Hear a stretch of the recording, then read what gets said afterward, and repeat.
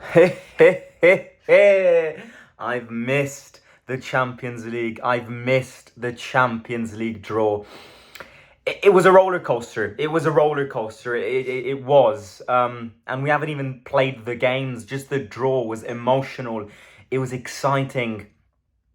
I'm going to describe this draw with one word: romantic. I feel like this draw and our journey in this league phase of the Champions League is a romantic journey from Jose's return to a trip to Paris, the city of love, then a trip to Old Trafford, a trip to Guendouzi's Istanbul against Fenerbahce.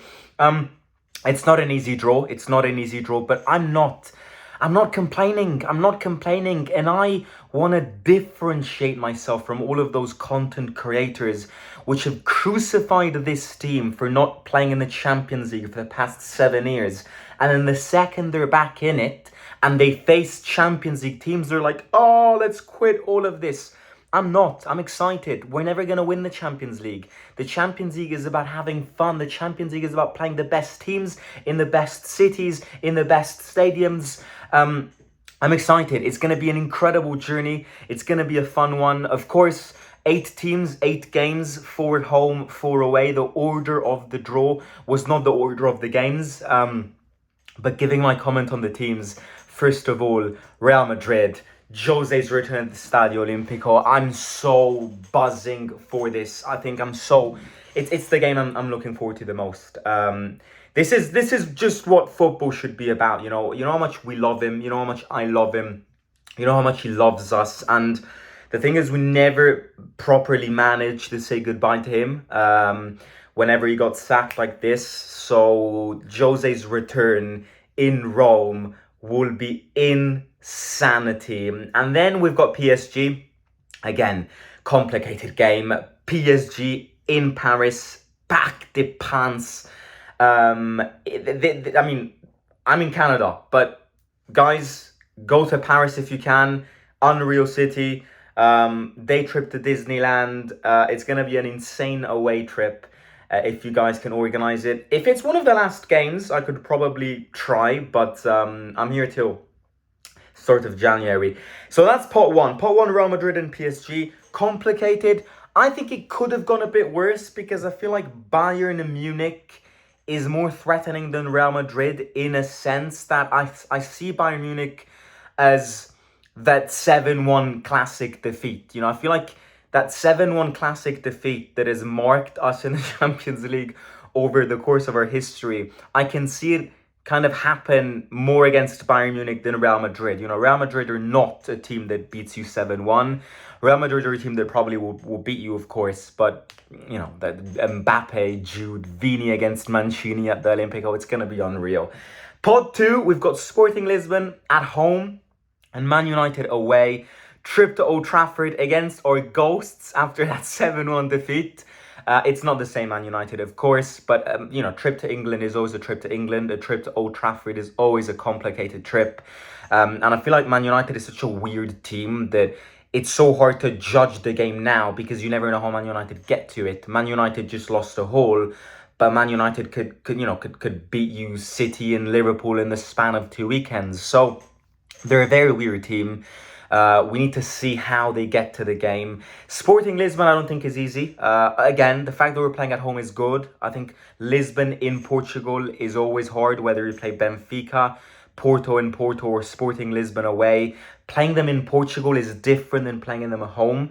But, remember, Sporting Lisbon is a team that, correct me if I'm wrong, reached the quarterfinals of the Champions League last year. So, it's not an easy game. I don't think none of these games are easy games apart from pot 4. Then I'm going to give you my overall judgment at the end. Pot 3, we've got Lille at home, which needs to be a win if we want to try and qualify.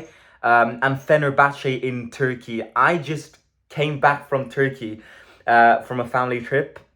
And our guide was a Fenerbahce fan. And the last thing I said to him was, before flying back to Rome was, mate, if we've got that Fenerbahce game and I'm back from Canada and we can organise it, we have to watch it together.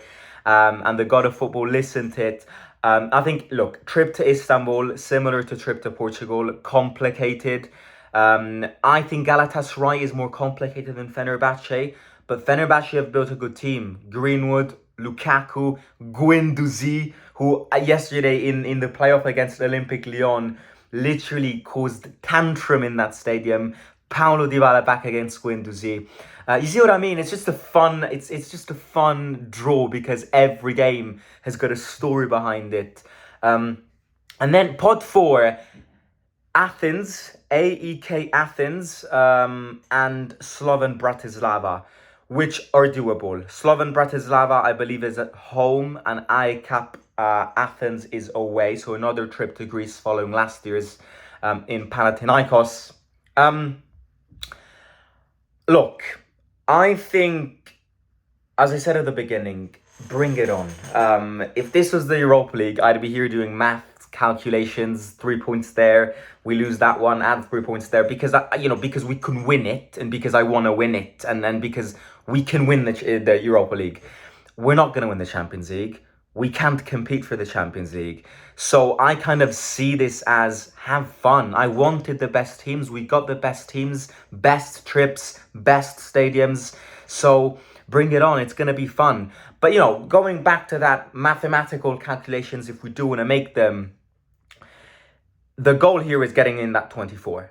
I think the goal in the Champions League this season is to reach the round of 16 and to try and win that game and qualify in the quarterfinals. I think if you qualify to the round of 16, good. If you manage to qualify to the quarterfinals, unreal. Of course, if you can then go semifinals and final and then win it, which won't happen, it'd be unreal. But I would be very, very, very happy with the team if we can get to the quarterfinals. That would be the ultimate goal. Getting to the round of 16 for me is would be good enough. So the goal is to get into that 24. Now, of course, with this new format, it's easier to qualify than with last formats, because I feel like you need just a few wins and you're automatically in that 24.